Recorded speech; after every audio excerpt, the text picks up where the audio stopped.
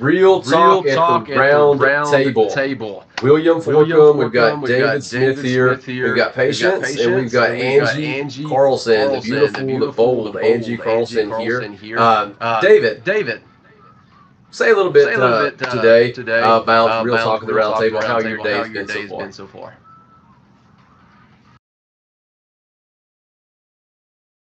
Well, I'll tell you, just today alone, it's been fun. Anytime something's powerful getting ready to happen, the devil always loves to attack. And I'm excited to see what's going to happen because blessing's right around the corner, right? And this is going to be powerful. That is That so is true. so true. Absolutely. Absolutely. Very, very, very Very, very, true. very true. So, So, what do we what do do we do when when we're in we're spiritual in warfare? spiritual warfare? Try to do something when Angie comes up. Yeah, go ahead and introduce her if you want to. So that's a good question for Angie. What do you think, Angie? Well, when it comes to that, I am just always just focused on prayer and the things I can do. And doing the action, usually it's the action I don't want to take, is the exact action that I need to do.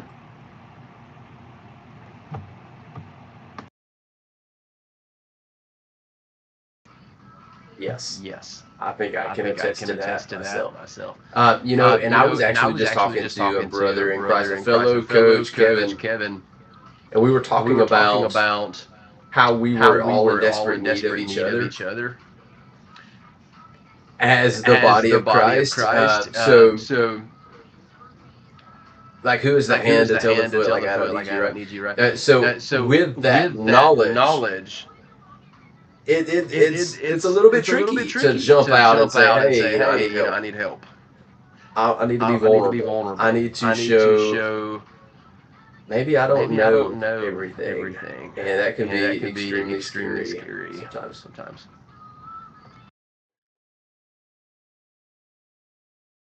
Yeah, it absolutely can be. And that's part of the journey of trust, because whether it's the faith journey or the coaching journey, it is just a journey of trust. And with me, I work with couples in relationships, and if there's times that you haven't been able to trust your spouse, or maybe you two made a decision together and didn't go how you wanted it to go, that trust element is a very hard thing to revive and to get back on track.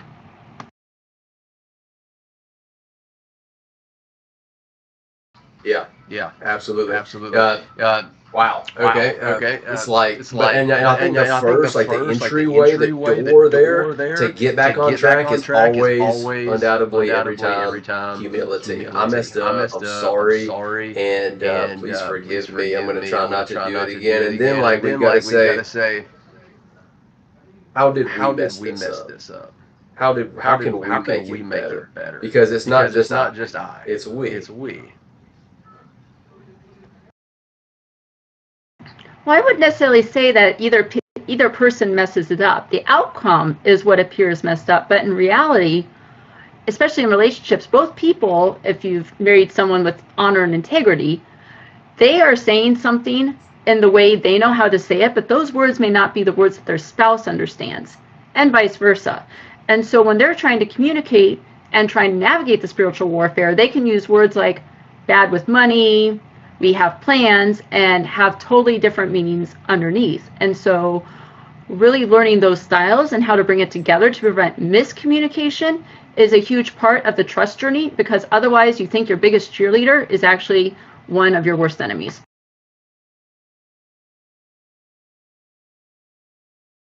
Wow, that is powerful. And we're supposed to be closer to our enemies, so that as we get closer to them, they can't trick us or anything like that. We are paying attention to what they're doing. So if we're sticking closer to them, so we're paying attention, that really opens up some interesting doors.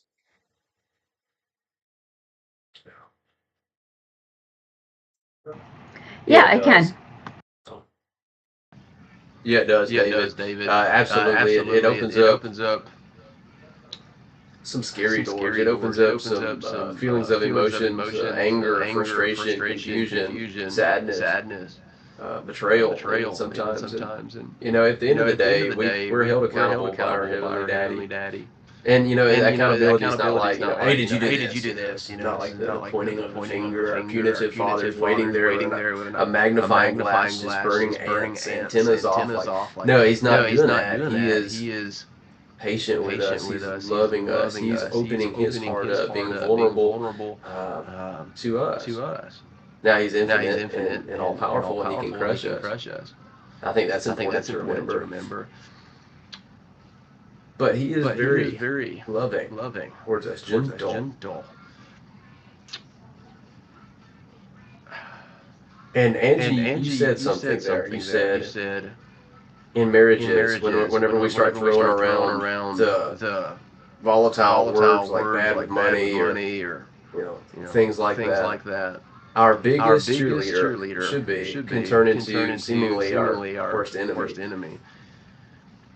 And then David, you said, we're supposed to love our enemies, right? We're supposed to love our enemies. And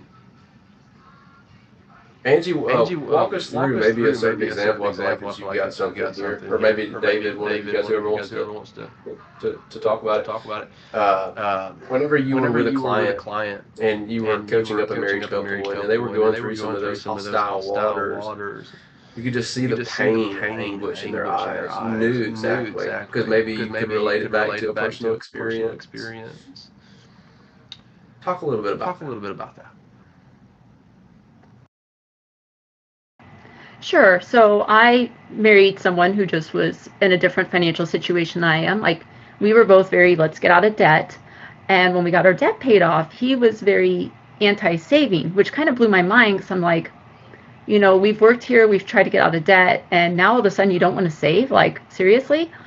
And it turns out one of the reason I use bad with money as an example is when his idea of saving was bad with money, because he grew up watching 6 divorces, and anytime they would save money, his mom would get remarried, give it to the new husband to invest, and then get divorced to get her money back. And so my husband had assumed that I would do the same thing. Now, I grew up in a household where both my parents were married 2 days shy of 48 years. Like, this never crossed my mind. And I can totally see how my husband drew the conclusion based on his experience. So once again, I mean, obviously his experience is what it is, and it's not that the thought process is wrong. I can clearly see as a wife that I did not take this well, obviously, because that's not something I would do. But it's just amazing, like, how subtle this is, because until my husband and I had this come up, he had no idea that was even going on. And so we had to really work on, okay, what does it mean when we say bad with money? What is our shared definition of these words? Because we could try to do the best budget in the world. We can try to say we're going to accomplish all these goals, but really until we get our communication figured out, none of that other stuff is going to work successfully. So trying to do the budget before the communication is like putting a Band-Aid on a broken bone. It just doesn't serve it. You bring up a good point. The Band-Aids a lot of times don't work. This one lady I was with at one time, we had this the Bible verse about love, right? It is not easily angered, keeps no record of wrongs, all these kind of things, right? And we use this verse to try to help each other out, and we ended up using it against each other. Well, you're not doing this. Well, you're not doing this. And it became a war, not a loving relationship. David, wow, I've seen this recurring theme. I've experienced it. And I think that it's interesting that God gives us this militant mind, almost to be like combative, right? But it's our choice, our free will to place our focus on the enemy. And if we get confused on who our enemy is, devastation, total devastation can happen. I've seen it. I've experienced it. And it is devastating. So I think it's important to remember Paul in Ephesians chapter 6, like we don't wrestle with flesh and blood. We wrestle with powers, principalities, heavenly hosts, and the heavenly places that want to steal from us, kill us, and destroy us. That is the reality of it. So whenever us couples, we can join together, we can face the same way, and we can tune in our militant minds, that combative nature that God has given each of us, and we can do it together. And it's powerful. And that's what the enemy is terrified of. That's why he's trying to separate the husband and the wife, right? Because he knows we tune into there. Oh, he stands no chance. He's already a defeated foe. It's like he has that power of suggestion. He says that their motives aren't really this, right? Or they don't really. They're just doing this because of, right? And wow, he's pretty slick with that. But he's a defeated foe. Talk a little bit about Angie or David. Either one. You guys are both rock stars. Some practical ways. Maybe we can increase communication, increase intimacy, trust, rebuild. You mentioned trust, Angie earlier.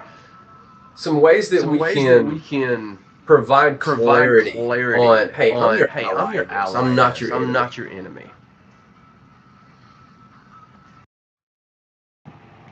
Well, I'll just start by saying the first one is it's so much easier for me to ask my spouse to read my mind than for me to successfully communicate what's on my mind. Now, I will say that my spouse is a terrible mind reader, and so am I. So it's really on me to do the work to put what I want my husband to know in language he understands, because I never need to prove my point to myself. I get it. And so how do I put together the words to clearly say what I have going on in a way that he understands so that we are truly on the same page? And this sounds so much easier than what it is. Right. Yeah. Go ahead, David. And you say a real good point. When God talks to us, he talks to us in our language. I mean, God has a million ways to talk, but he talks to each of us in our way. But yet, when we are with our spouse, we struggle with how do we communicate. Now, some people speak in weather. Some people speak like in the beach, different ways. Everybody has different languages. There's the 5 love languages, how they communicate. There's the disc personality, there's different things that tell us how to communicate with each other, but we struggle so much figuring out what's the best way for me to communicate to this person. And I think you hit it right on the nail, Angie. That's one of our biggest struggles, Why ain't they listening to me? Well, how come I can't talk to them? Well, and here's the thing. Both of you are trying to listen to each other. You both are trying to do what your spouse understands. Like, you may agree on a savings goal, and one of you is like, I'll go shopping at Kohl's, and every time I shop, I can see I saved $100, so I'm putting $100 towards the goal. The other person is focused on the spreadsheet, and the one going to Kohl's to save $100 is like, why do we want to do a spreadsheet? It's going to take us 4 or 5 months. And obviously the one on the spreadsheet's like, we don't want to spend to save. So they've agreed at a high level that savings is their goal, but when they don't have a shared path to go about it, that shared goal is actually the thing that's going to rip their relationship apart, even though they both believe to their bones that they are honoring their spouse. And that's why it's such a problem, and I will always have a job coaching on money communication. Yep. I love that you said this is so much easier said than done. And you'll always have job security there because it's always going to be a problem. David, you brought up the 5 love languages. Trying to remember the author's name here. Maybe you can remember. And you can cite that. But the first one, words of affirmation. Words of affirmation. Just affirming. Like, you are mine. I'm yours. I'm yours. Right? Right. And just to have that beautiful moment together with our spouse, like that, just to feel accepted. We all generally need to feel accepted. We need to feel heard. We need to feel understood. And then David, you mentioned. No, I believe it was Angie. No, I was one believe of you it two. was I think Angie. it Was one of you two. said the thing that you don't want to do. It was Angie. It was in the beginning. The The thing that you don't want to do is probably the thing you should. probably the thing you should. So if words of affirmation is not your love language, your love language probably needs to be. probably at least to a certain degree. At least to a certain degree. And Angie, obviously, I don't know. obviously, I don't know you, right? But like generally. And I found it quite interesting. It's like God keeps a scorecard. You know, He knows how hard we try. He has a way of just kind of upping the ante with me in my personal walk. And I've had this conversation with some other coaches and some other non-coaches friends. He knows how hard we try. He knows how hard we try. He has a way of keeping us trying. Whether that's expressing words of affirmation, gift giving, gift receiving. Sometimes it's hard for us to receive gifts. Gary Chapman. Thank you, David. Gary Chapman. Excellent book. I highly recommend. We all do. Everybody who's read it probably recommends this wonderful book by Gary Chapman, The Five Love Languages. And those are just two. What are some of the other? What are the other three here? You've got words of affirmation, quality time, gift giving, acts of service, and physical touch are the 5 love languages. And it's not that you necessarily need to be an expert in all 5, but especially when it comes to your spouse, you need to have a general idea of what theirs is so that you can communicate your love to them in a way they understand. Like, so for example, my husband is a big touch guy. I am not a big fan of it. I'm not a big fan of touch. And I know that there are times even if I don't feel like it, I just need to hug him, give him a kiss, just because that's how he receives love. So for me, it's more of words of affirmation where I want him to tell me how great I'm doing, that things are fine, I'm on the right path. And that is like not natural to him because these are just different ways we grew up. But we know that and we make an attempt to do it. Now, is it always successful? No, but I would rather have him attempt it and do it wrong than not make an attempt at all. And I'm trying to figure out, okay, what's he trying to do?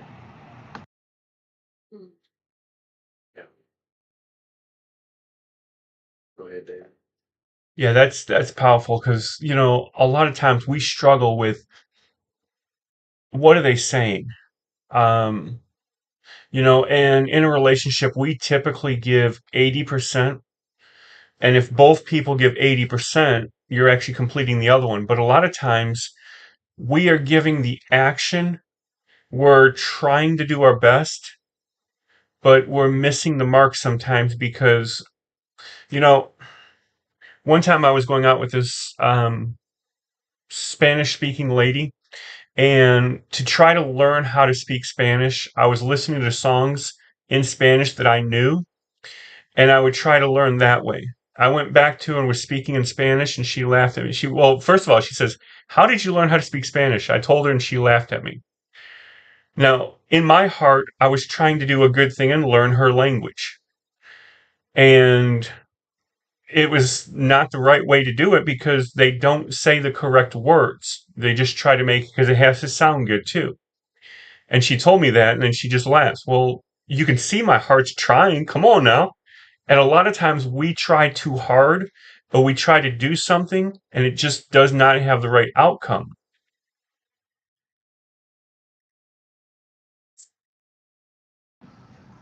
I've definitely been in that boat before, David. Wow. I've been in that boat before. Yeah, I think it stems from a fear of being inadequate, fear of being rejected, fear of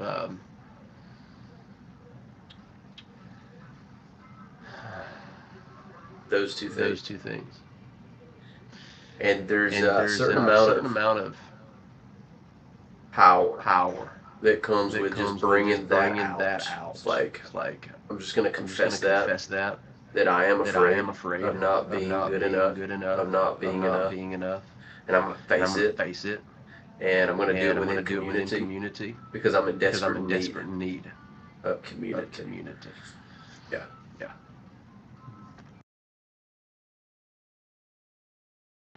Yeah, and that's what makes us all so simple and so hard is like we can be doing our best and doing the things the way that we know how, and you're just not seeing the results you want. And so that's why so many people quit on the journey, because they feel like they're not contributing, where that's not necessarily true, but because they can't see it, they don't believe it.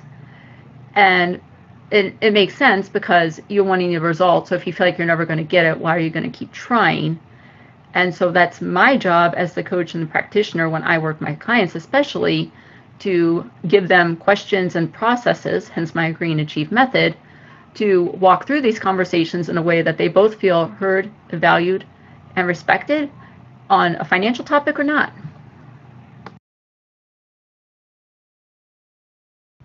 Yeah.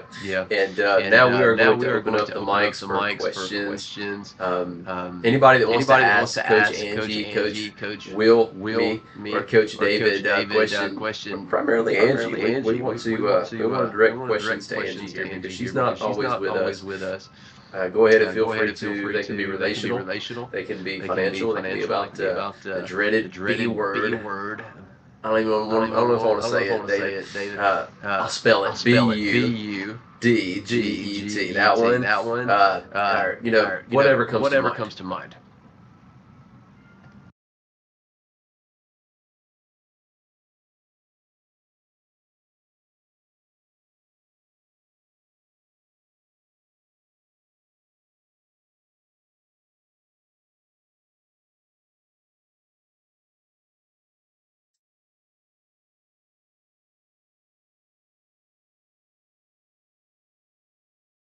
And speaking of that B word, some people hate that word.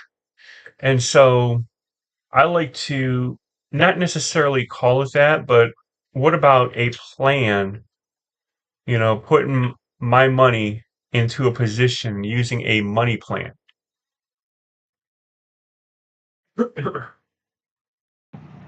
Well, here's the thing. Too many people start with the money plan, budget, whatever you want to call it, way too soon. And that's why it doesn't work.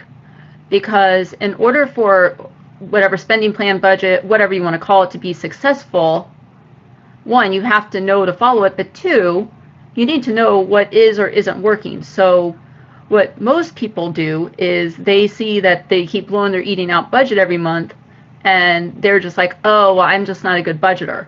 I must not be able to do this. So they're blaming the budget for the fact that they're not seeing results. What we need to look at together is, why does the car go through the drive-through every night? And until we solve that problem, the budget is not going to work. Until we figure out why couples aren't talking, the budget is not going to work. So there's some relationships that I may be working with someone 4, 5, 6 months before we even address a budget because they're not ready. It's like if you're struggling to communicate, the last thing I'm going to throw to a couple is, hey, let's sit down and do a budget together. It's going to be miserable. They're not going to want to do it. And when they hire me as a coach, I'm not saying, hey, let's keep doing your biggest stressor again and again. I'm saying, okay, this stresses you, and let's keep finding ways that it's going to work. And once we solve those kinks, then the budget comes together, no problem.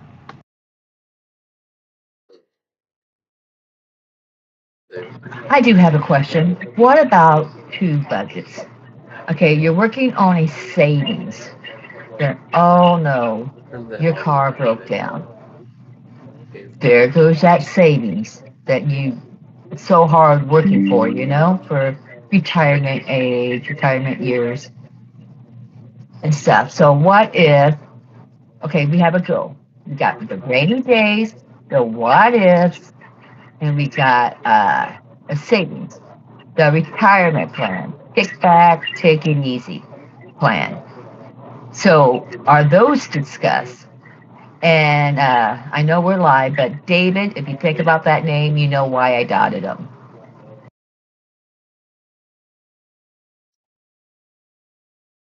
Yeah, I mean, in terms of the budget, it's kind of like I want to keep it as simple as possible. So, like, if people want money for their savings goals and we've got a sinking fund or a savings account for that, that's great.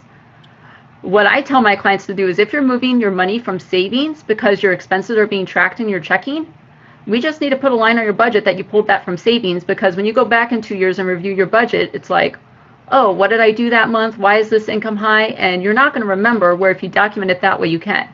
And anything you're saving for retirement, as long as it's not coming out of your paycheck, is a line on your budget. And so doing a retirement budget may not necessarily be something I do with my clients, because for some of them it's just too early. But what you can do is look at the vision and work with a financial advisor to help you figure out, okay, what number are we aiming for to take the steps to get there. So that would be what I'd recommend, because for my clients to have 3 or 4 budgets when some of them are struggling with one, I think that's the thing I could do that would just give them a huge disservice. I'll let Patience say something.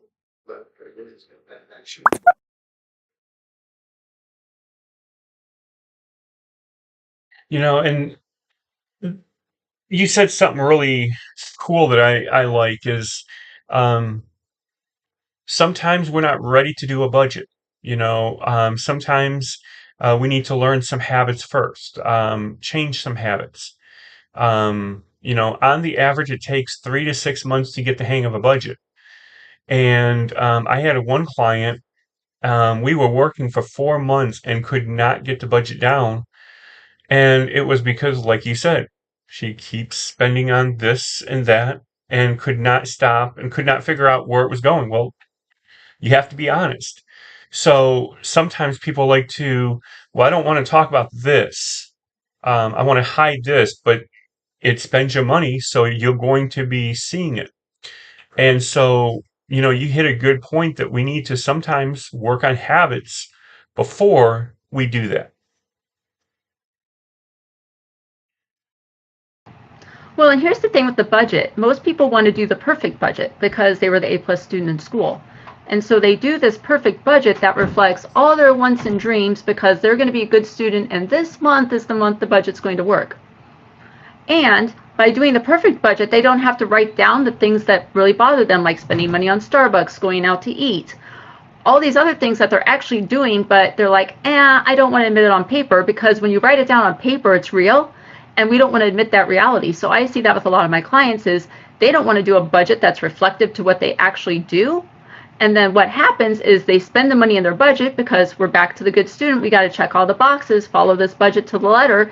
They do that, and they're spending on all the stuff outside the budget. So for a lot of my clients, for some of them I start with, that if they don't have budgeting down, they actually screw themselves over twice by trying to do a budget, which is why we don't start there, because no wonder they get discouraged, no wonder they stop making progress, and no wonder they don't think they can reach their goals.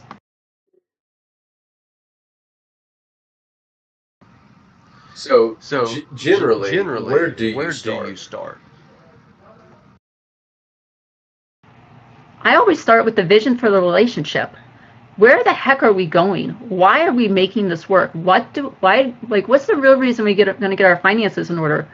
Because we don't want to work 16 hours a day, 7 days a week, because we have a $7 million net worth and we're going to lose it all if we stop working. So what are we working for? What does this look like? What do we want our life to look like as we go on this journey? Are we staying home with the kids if we have them? Are we working with kids? Are the kids going to college in a few years and you want to cash flow it? Like, why are we choosing to put ourselves through this? And then we get some high-level priorities, and no more than 3, because when you work with me, we accomplish what we set out to do, unless something major in life happens that we have to deal with. But that's also part of life. That's why my method is built in a way to focus on the communication and the vision, and then we take the steps to get to the goal. I mean, we do plan for the numbers, and you have to have a process to navigate when the plan doesn't go to plan. So we walk through all that, and you get to the point in your financial journey that, yes, you've reached it, and now you need to have a process to vet the team that's going to help you manage it, because if you do a really good job of managing your money, you're going to have a lot more of it than you think. And for some people, that terrifies them. And then they're like, oh, maybe I need to go back in debt because I don't want to hold on to all this money. It's too much. I can't handle it. Well, that's a disservice too. And you didn't work to get out of debt just to go back into debt so you feel better. And so everything really has to be addressed at the vision level with the reality part to it, because we can't just have the good parts of the vision and not realize the bad parts. And for some people, having a lot of money is a bad part of their vision.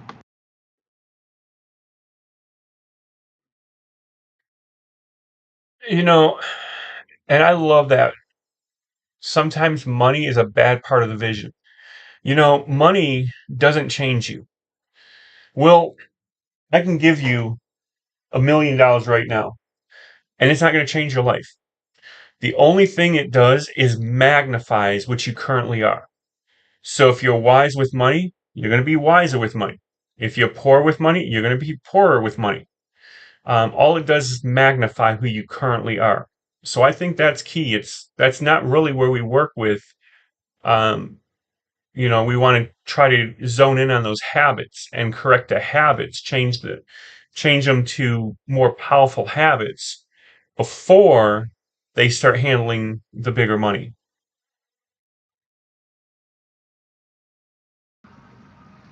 It reminds me of Jesus' words. If we're faithful over little, then we'll be faithful over much.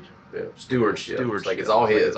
God, everything that we have is yours. Like even in that terminology, what I just said, like everything that who has, you have. But you give us the responsibility, so we get to be good stewards or bad stewards.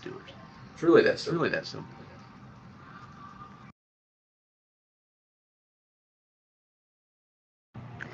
Yeah, and the thing with the habits is so many people, and especially in the financial space, we just get budgets shoved down our throat. Like, oh, you're just going to do a budget and feel better. You're just going to do a budget and this is going to solve your problems. Not true, because in the budget, you can only see the solution that a budget can provide. So for example, God could be sending you a $2,000 windfall and you're going to totally ignore it or say it's not a big deal because that money wasn't in your budget. That's like saying a $2,000 unexpected expense wasn't in your budget.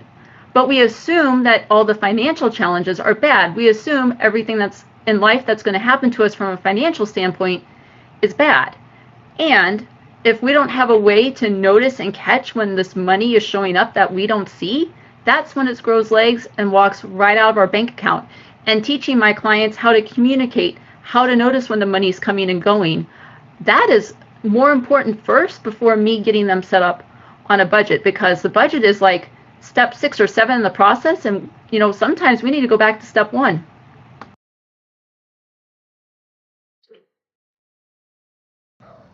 Yep, absolutely. And as we're kind of coming to a close here, I just want to dote on you, Angie, and you, David, as well.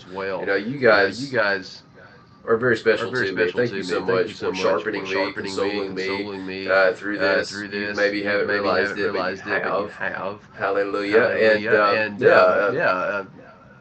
Any final words for the precious, the bold Angie Carlson? Well, you mentioned precious and bold, so we're going to focus on the bold because that's more my vibe.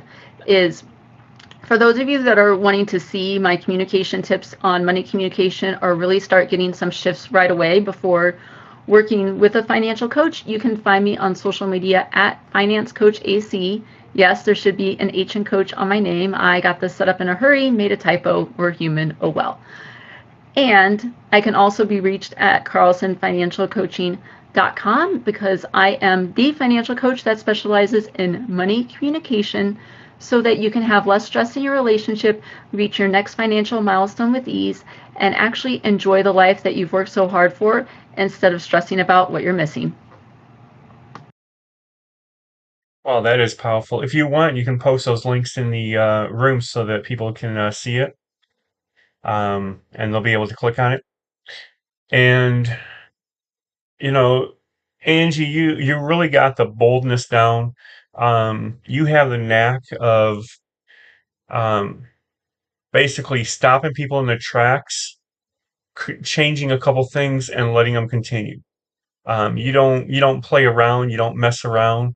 When you actually work with somebody, it is phenomenal. Whoa. Let's change that right there. Let's do that.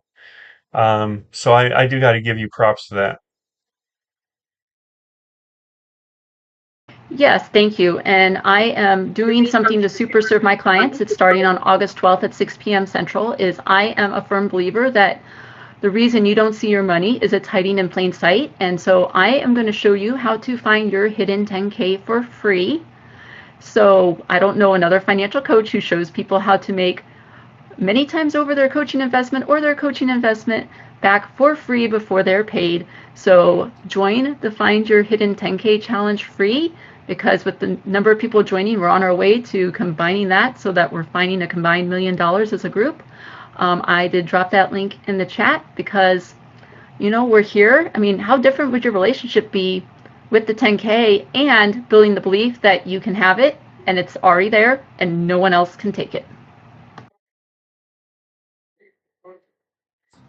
Value on top of value on top of value there. Don't want to miss that. Don't want to miss that.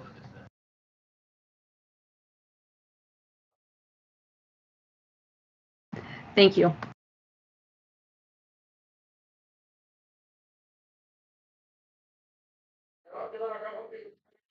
Well, Angie, it's definitely been an honor having you, and definitely a pleasure. And I know we had some technical difficulties to start, but this is, real, raw, live, unscripted, and today was very evident. But it was still powerful because God still moved. So Will and I both like to thank you for coming on. It has been a pleasure, and we'll be live on YouTube, so you'll get a lot of contacts. So thank you for coming on. Yeah, my pleasure. Bye. Love her.